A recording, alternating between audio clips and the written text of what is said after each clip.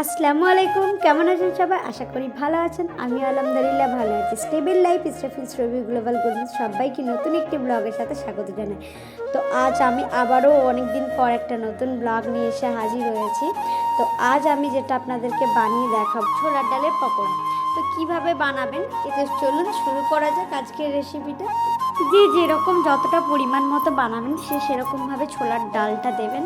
ছোলার ডালটা বলতে আমি এখানে একটু ভিজিয়ে রেখেছিলাম আগের দিন রাত্রেবেলা। তো তারপরে মিক্সিতে কিছুটা পরিমাণ করে নিয়েছি, গ্রাইন্ড করে নিয়েছি।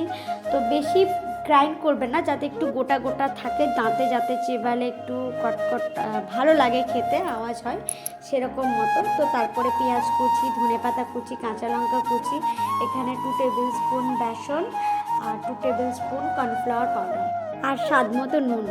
তো সব কটাকে ভালোভাবে মিক্সড করে নিতে হবে।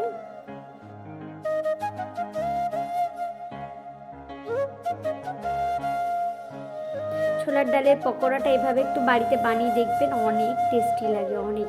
তো আমাদের বাড়ির ওখানে কিন্তু অনেক তেলে ভাজার দোকান আছে, বাট এভাবে আমি কোনো দিন খাইনি, মানে এরকম কোনো দিন খাইনি। তো এই ছোলার ডাল আর্ধেক আর্ধেক করে দেওয়া থাকে, এমনি পকোড়া খেয়েছি।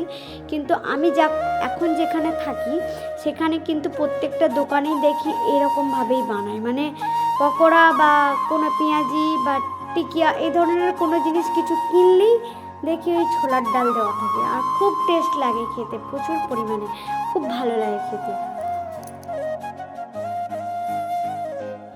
আর হ্যাঁ, এই যে যখন মাখবেন এটা তো একটু গিলা গিলাভাবে মাখবেন, যাতে বেশি শক্ত না হয়ে যায় জিনিসটা, মানে একটু নরম নরমভাবে মাখলে কী হবে, ছাড়তে আর ভালো লাগবে, বেশ মুচমুচে জিনিসটা হবে আরও। তো এখানে আপনারা দেখতেই পাচ্ছেন যে আমার এখানে ভালোভাবে বেসনটা পুরো ভালোভাবে মাখা হয়ে গেছে।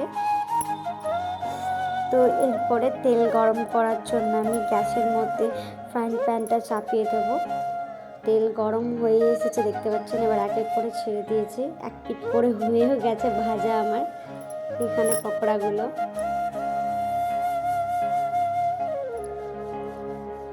সার্ভ করুন গরম গরম ছোলার ডালের পকোড়া।